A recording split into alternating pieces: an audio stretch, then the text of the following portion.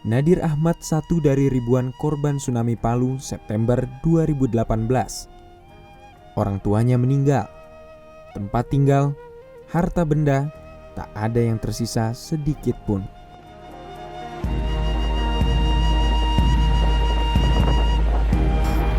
Sekitar jam 5:30 sore kejadiannya gempa dan tsunami pada waktu itu. Pada saat terjadinya gempa pada waktu itu kan sempat kita lari semua penghuni di pinggir pantai situ. Saya sendiri ya sempat menyelamatkan diri melalui lorong di belakang rumah waktu itu, sama anak saya yang terakhir. Ya, terus saya langsung lari ke gunung waktu itu. Nah, di situ saya sudah berpisah dengan anak istri. Nanti besoknya baru ketemu pagi-pagi. Baru kita ketemu semua, kita cari-cari semuanya sampai ketemu anak istri. Sudah berapa lama di tenda sini? Semua masuk 9 bulan. Usaha saya dulu yaitu tukang mebel sekitar 37 tahun. Situ ya? Iya, 37 tahun saya tinggal di situ. Hanya menyisakan kesedihan saat Nadir melihat sisa puing-puing rumah tinggalnya yang berada di Jalan Komodo Pengaraman, Kota Palu, Sulawesi Tengah.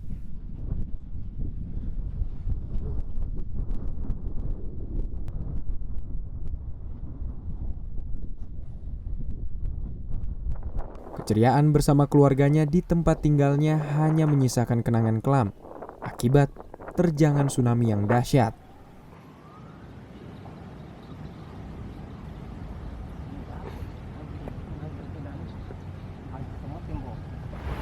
Ibu saya pada waktu itu sama saya pada waktu itu dia duduk-duduk di depan rumah sebelum kejadian. Begitu datang itu gempa dan tsunami, sempat kita lari, tapi lantaran kita sama-sama menyelamatkan diri, saya itu pada waktu itu saya bawa anak saya kecil itu, jadi orang tua saya ini kasihan berpisah pada waktu lari itu. Wah, gempa!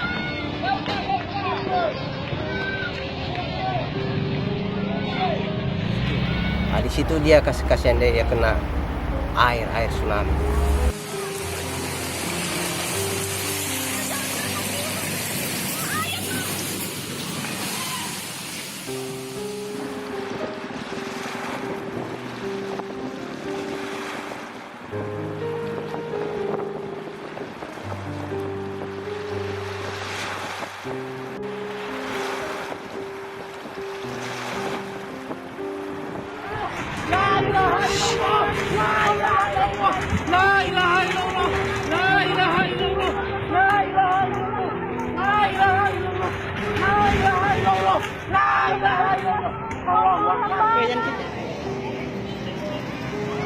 Allahu Akbar, ya Allah, Kota Palu, ya Allah. Ini daerah Kota Palu, ya Allah. Astagfirullahaladzim, Allahu Akbar.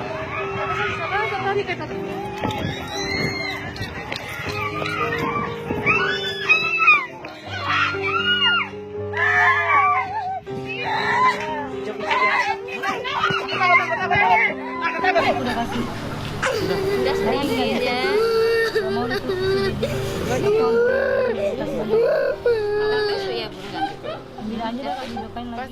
28 September 2018. Jelang maghrib getaran hebat mengguncang Kota Palu. Kepanikan mencekam warga. Gempa berkekuatan 7,4 skala Richter yang berpusat di Teluk Palu mengguncang kota dan beberapa wilayah di sekitarnya.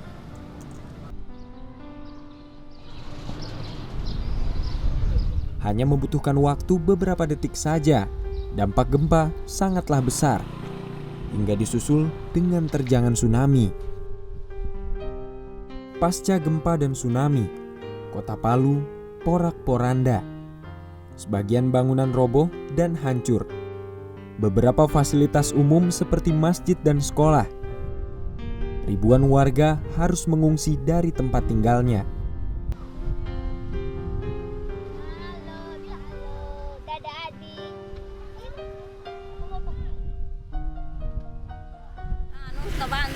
karena terlalu keras itu gempa, terpaksa kita merangkak begini.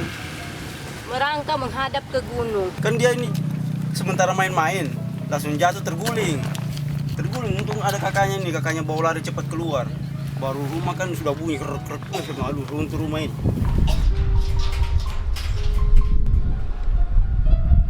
Bukan hanya itu yang merenggut korban jiwa bagi warga Kota Palu, tapi juga likuifaksi. Satu pergerakan pencairan tanah yang mengalami kehilangan kekuatan dan kekakuan akibat adanya tegangan. Misalnya getaran gempa bumi secara mendadak, sehingga tanah yang padat berubah wujud menjadi cairan atau air berat. Bapak-bapak itu ada semua di situ, Pak, tolong saya, Pak. Anggota keluarga saya 11 saya belum didapat. Tapi dia bilang dalam rumah, saya bilang tidak ada di dalam rumah. Semua katanya sudah di luar rumah, tapi tidak jauh dari rumah. Karena tanah sudah terbelah-belah kan. Ya, hari pertama belum bisa masuk karena ada api kan. Sampai hari kedua tidak bisa masuk. Tapi saya punya rumah tidak terbakar. Cuma pinggiran-pinggiran semua itu yang terbakar. Karena ada sofa saya naik, fotonya saya punya anak naik, tidak apa-apa. Jadi saya punya adik belum bisa naik karena ada api di pinggir-pinggir. Hari ketiga baru saya bisa tembus naik. Naik sudah saya lihat saya punya lokasi rumah. Iya. Belum ada orang mbak evakuasi, sedangkan yang di pinggir-pinggir saja belum. Sudah ditahu ada mayat di pinggir-pinggir itu belum bisa. Yang paling banyak mayat. Kenapa, Pak? Karena masalahnya taman waktu bermain. pas gempa, orang lari ke situ. Termasuk sepunya istri kan waktu kemarin dulu maghrib itu didapat dengan sepunya anak. Sekarang 3 lagi. Saya punya anak yang paling terakhir dengan sampai cucu yang pertama dengan saya punya ipar. Kendatuan ini tidak ditahu kan Allah ini. Orang pikir dia hindari bangunan rumah saja, jangan dia ditimpas rumah itu. Jadi orang mengamankan diri ke lapangan. Karena selama terjadi gempa tidak pernah ada begini kan. Ada beberapa kawasan yang dilanda likuifaksi, yakni Perumnas Balaroa, Petobo, Jono Oge, dan pesisir pantai Banawa. Terdapat pemukiman warga yang juga ikut amblas dan tenggelam ke dasar laut.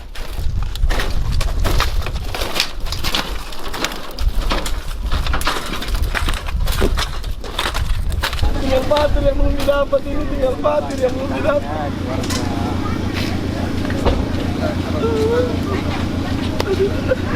Syukur bisa didapat kan, tinggal patir yang belum didapat. Sudah nanti kita tahu bahaya sate pun dari Tante Wana belum diangkat.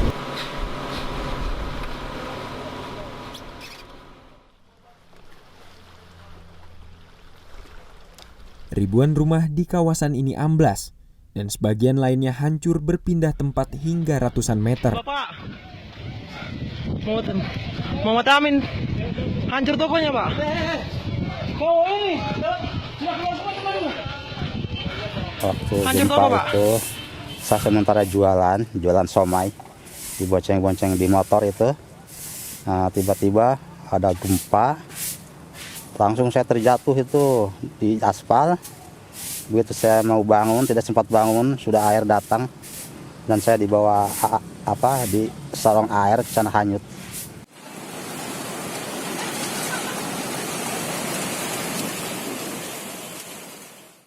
Sampai itu kan di depan Pertamina saya, banyak rumah-rumah itu hanyut semua. Saya tabrak dengan itu rumah ada apa semua itu. Sampai ini tidak terasa kaki tahu apa yang dia tabrak. Gitu ceritanya Papa.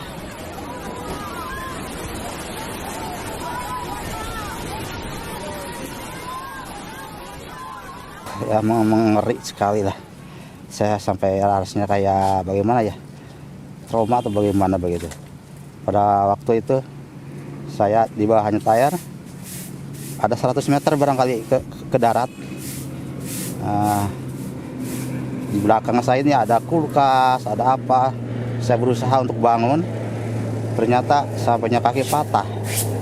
Aduh, astagfirullah, kenapa ini kaki patah lagi? Nah, di situ saya cuma pasrah kepada Allah.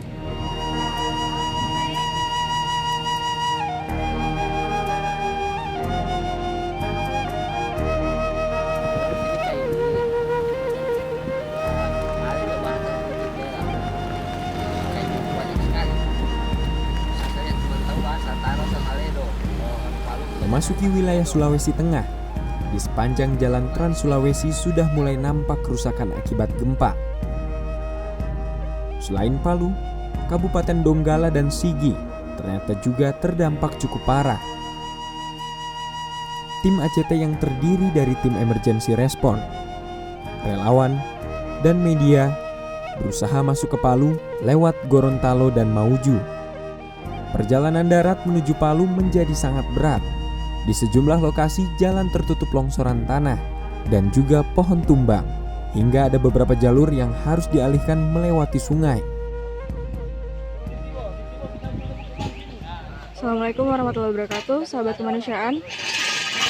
Kami dari tim Aksi Cepat Tanggap sekarang sedang berada di Kecamatan Sindue, Kabupaten Donggala. Kebetulan kami sedang menuju ke Lende, ke Kecamatan Lende Kabupaten Donggala. Namun perjalanan kami terhenti karena di sini ada longsor. Bisa kita lihat ini longsor. Dapat kabar dari warga kalau longsor ini menghambat jalan sekitar 500 meter ke depan. Jadi kami harus mutar balik mencari jalan alternatif lain.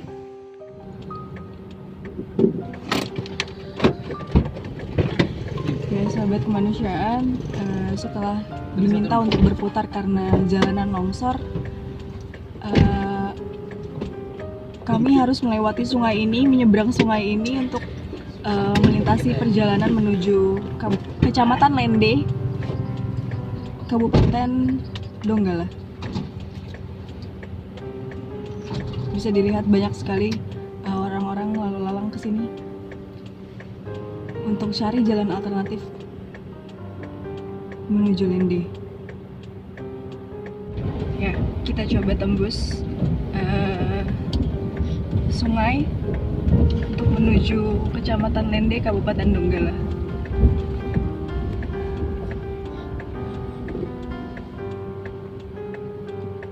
Cuma harus mobil motor toh kan nanti kita kencang baru mereka kena kayak mereka kena semburan atau tapi untungnya airnya tidak begitu iya dalam dan deras.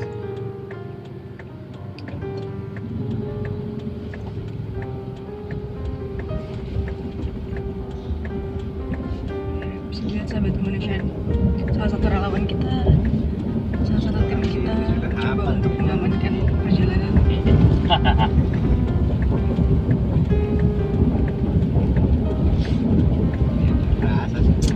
Iya, biasa sih kalau jalan-jalan gini ya. Sudah hari-hari mereka seberangi juga.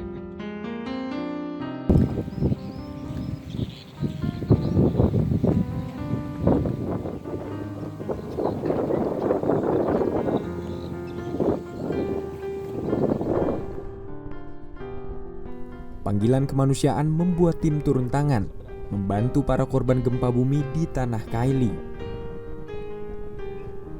Dari Donggala, tim melanjutkan perjalanan ke Palu. Di Palu, yang dijumpai adalah tragedi.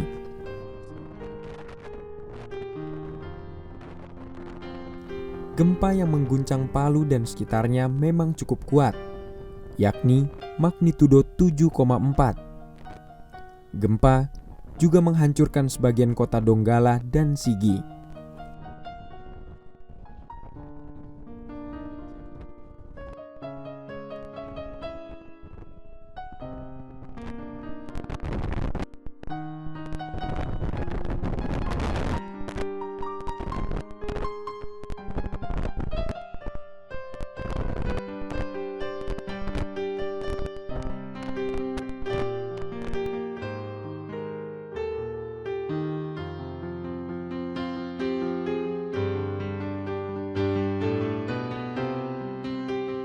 Assalamualaikum warahmatullahi wabarakatuh, sahabat kemanusiaan, saya Nimas Afrida, reporter ACT News melaporkan.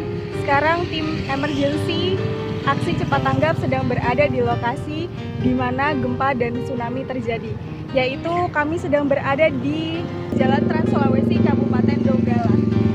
Ya teman-teman, sahabat kemanusiaan semua, mungkin bisa dilihat di belakang saya ada sebuah perahu yang kemungkinan adalah perahu yang terbawa arus ketika tsunami.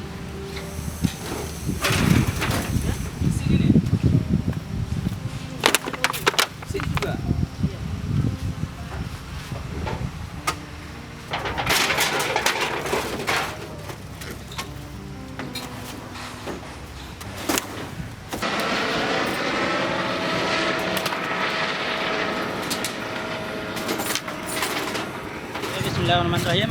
Saya Lukman Solehudin dari tim emergency aksi cepat tanggap. Kini saya sudah berada di lokasi gempa dan tsunami Palu. Sekarang tepatnya saya berada di Kabupaten Donggala di Jalan Frans. Di keliling kita adalah puing-puing rumah yang sudah hancur oleh gempa dan tsunami. Kami di sini akan bergerak untuk melakukan rapid assessment dan evakuasi. Dan kami juga membawa beberapa tim rescue dan tim medis yang kita berangkatkan dari Makassar untuk melakukan evakuasi dan tindakan medis pada korban yang terluka.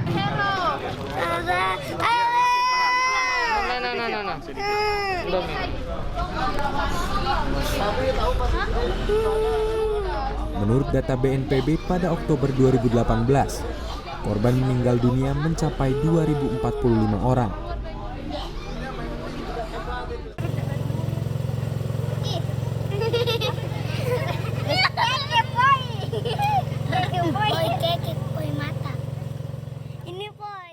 Adam, mandi Adam.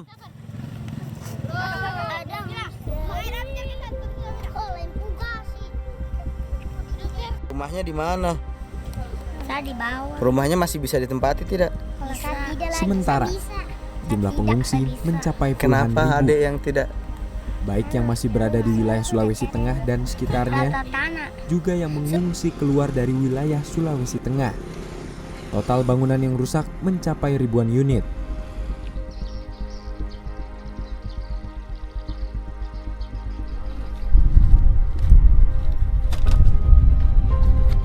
Aksi cepat tanggap yang hadir di lokasi bencana sejak hari pertama mengirimkan sejumlah relawan.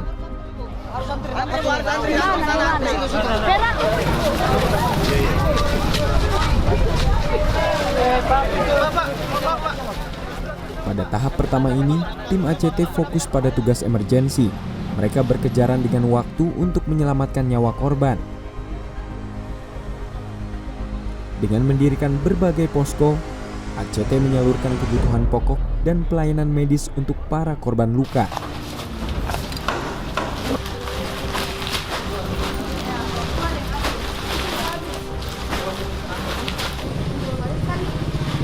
Bismillahirrahmanirrahim. Assalamualaikum warahmatullahi wabarakatuh. Saya Kusmayadi dari Aksi Cepat Tanggap.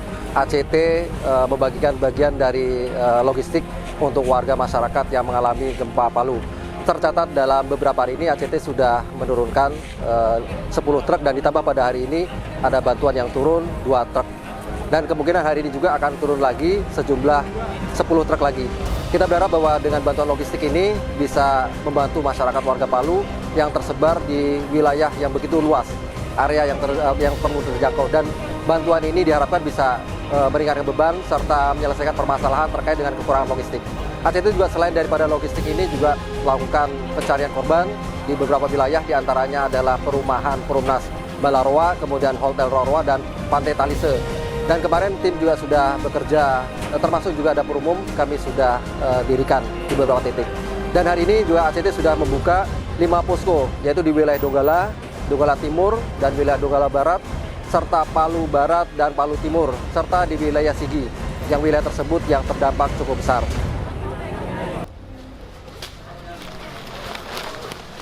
Lurus, diri. Berdiri. Berdiri. Berdiri. Aku jangan berdiri. Itu apa capek? Capek itu ditinggal. Capek itu apa? Capek itu. Tahan dulu. Berat jatuh. Oh iya, satu jatuh. Minyak bocor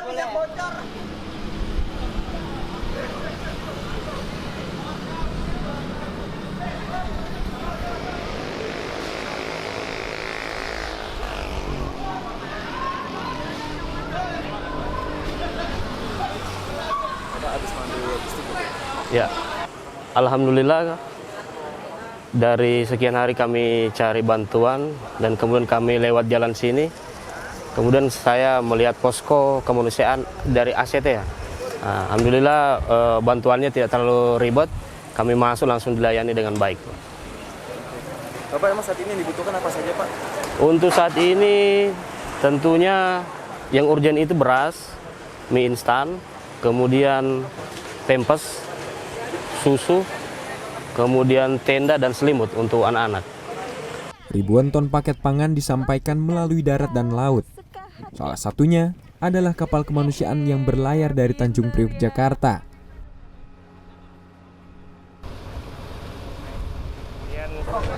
Sama lebih kurang 5 hari kapal ini berlayar dan hari ini kita sudah menerima kapal kemanusiaan tersebut. Ya, di dalamnya hari ini kita menerima 1.000 ton. 500 ton diantara adalah beras dari lumbung pangan masyarakat yang kami miliki di Blora. Ya, sisanya ada 500 ton paket berupa bantuan yang kita peroleh dari masyarakat yang datang langsung ke posko-posko kami, khususnya di kantor cabang Surabaya dan juga kantor cabang terdekat di Semarang, Malang, dan juga di Yogyakarta. Mereka mengirimkan paket bantuannya ke Surabaya untuk kemudian dibawa melalui kapal kemanusiaan ini. Jadi semua bantuan ini ada sekitar 1.000 metrik ton. Hal ini tak lepas dari kontribusi serta sumbangsi dari para dermawan, baik secara nasional maupun global.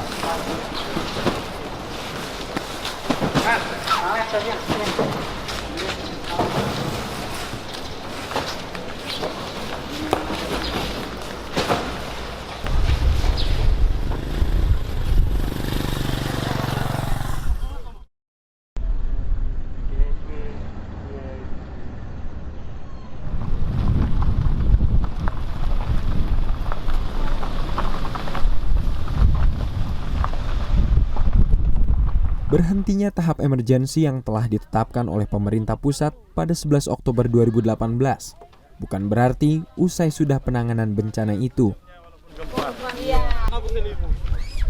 Proses datangnya bencana memang sangatlah singkat, namun menyisakan kerusakan dan trauma yang panjang. Ada ribuan orang memerlukan kebutuhan yang harus segera dipenuhi. Dan ingat, kebutuhan pokok itu bukan sekedar makanan dan pakaian atau obat-obatan. Yang sering itu diklaim sebagai itulah isu tanggap darurat fase emergensi. Manakala fase tanggap darurat itu kemudian dihentikan, ya, padahal sungguhnya kebutuhan pokok termasuk hunian ini belum ada, maka ada banyak pihak menganggap usailah penanganan bencana itu. Padahal nggak begitu. Ya, kejadian bencana itu sesaat, sangat seremonial. Tapi penanganan bencana tidak boleh seremonial. Ya, oleh karena itu ACT dengan pengalaman 14 tahun bekerja membantu korban bencana, korban konflik kemanusiaan, ya, selalu memiliki program yang terus berkelanjutan. Dari fase emergency ke fase recovery lalu ke fase rekonstruksi.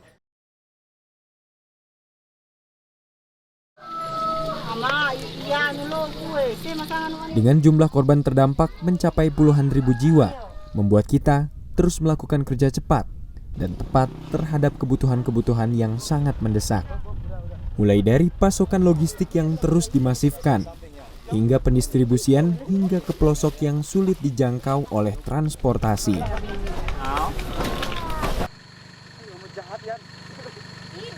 Tidak. ACT, Mas. Mas Ian, hati-hati, di sini ada orang hamil. Jangan ditegur. Jangan ditegur. Distribusi terus dimasifkan, hingga warga terdampak mulai tenang dan bisa kembali beraktivitas untuk memenuhi kebutuhan hidup mereka. Ada di dalam. Permisi, Bu. Masuk. Permisi ya, Ibu ya. Namanya siapa, Ibu? Kenalin. Mei. Umurnya sudah berapa lama, Bu? 7 bulan. Kapan terakhir haid? Tanggal 24 bulan 2. Kondisinya kayak gimana? Ibunya sekarang usia kehamilannya kalau dihitung dari hari terakhirnya dia haid itu usianya sekarang sudah 7 bulan 8 hari 21 minggu. Nah kondisi ibunya sekarang itu agak kurang stabil karena dari saya pemeriksaan fisik mulai dari matanya itu konjungtivanya agak anemis. Terus ibunya selama hamil ini dia belum pernah pemeriksaan sama sekali. Jadi dia tuh belum pernah mendapat vitamin ataupun obat-obatan lain. Terus ibunya pada usia dia pernah hamil anak pertama itu sempat melahirkan di dukun dan anaknya pada usia 4 bulan itu anaknya meninggal karena demam dan anaknya itu belum pernah sama sekali diperiksakan di pelayanan kesehatan. Jadi saya memberikan edukasi kepada ibunya bahwa untuk kehamilan sekarang untuk agar ibunya tuh mau untuk periksa ke pelayanan kesehatan seperti itu karena agak lebih beresiko untuk melahirkan di dukun. Namun dari sisi lain, kesehatan dan trauma para penyintas belum bisa dibiarkan begitu saja. Mereka masih butuh bantuan kita. Pelayanan medis, edukasi, dan psikososial terus dimasifkan. Hal ini dilakukan untuk mengurangi trauma para korban terdampak bencana, khususnya pada anak kecil yang masih labil. Begitu juga dengan korban luka. Tak bisa dibiarkan begitu saja. Mereka harus terus didampingi dan dipantau setiap saat agar memudahkan proses penyembuhan luka bagi warga yang terluka. Begitu juga dengan lansia dan anak-anak yang rentan terhadap serangan penyakit pada saat berada di pengungsian. Hal ini disebabkan karena lingkungan yang tidak layak bagi mereka.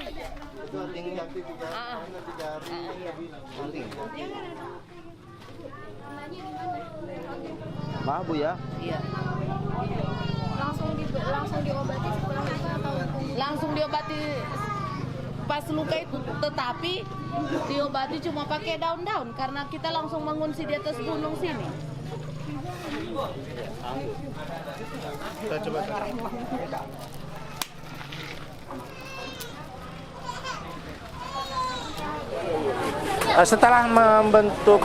Setelah posko ini berjalan ya, maka kita akan mobile ya, karena memang jarak antar posko dengan camp itu karena saking luasnya, maka kita akan mendekati tempat-tempat camp pengungsian ya. Maka kita akan mutar dan sambil melakukan monitoring evaluasi pasien-pasien yang perlu kita kontrol, karena pada kenyataannya banyak pasien yang luka-luka, yang infeksi ya, barusan sudah 8 hari belum dibersihkan sehingga lukanya jadi lebih tidak menyembuh. Maka kita mencoba untuk melakukan kontrol rutin terhadap pasien-pasien ini. Ya. Hari ini tim medis ACT tersebar di 6 posko medis ya, posko medis Palu Barat, Palu Timur, Sigi, Donggala 1, Donggala 2, dan Mobile ya. Untuk yang daerah Donggala 2 ya, kami sedang melakukan pemeriksaan kesehatan dan kontrol untuk pasien-pasien luka infeksi ya. Di desa Nendetovea, Sirenja, Kabupaten Donggala. Ya. Pada sore ini masyarakat sangat ramai berdatangan karena memang tenaga medis terbatas. Ya. Jadi pada saat ini kita bersama-sama ada 10 tim medis ya, ada 3 dokter dibantu oleh perawat dan apoteker ya, dibantu teman-teman lainnya, bersama-sama membantu memberikan pelayanan kesehatan di desa ini. Dapur umum mencapai ratusan unit. Hal ini dilakukan agar dapat dengan mudah menjangkau setiap titik pengungsian yang membutuhkan makanan siap saji. Tak hanya itu, Humanity Food Truck yang menyajikan 1.000 lebih makanan padat gizi terus berkontribusi melayani warga yang masih kekurangan. Baik, hari ini kebetulan kita di daerah Lolu, Sigi, terus kemudian kita masak untuk 1.300 porsi yang kita bagikan ke warga. Ada bistik daging, chicken black pepper, ikan saus dabu-dabu, sayuran, terus kemudian ada ikan kembung saus black pepper juga yang kita bagikan ke warga. Ada telur rebus, terus kemudian ada sayurannya tumis-tumis.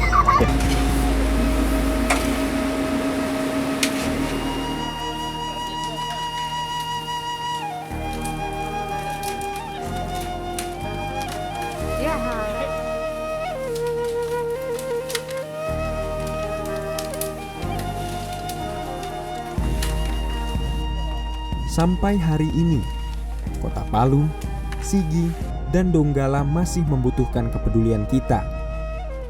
Mereka masih memulai. Jangan biarkan mereka berjuang sendiri.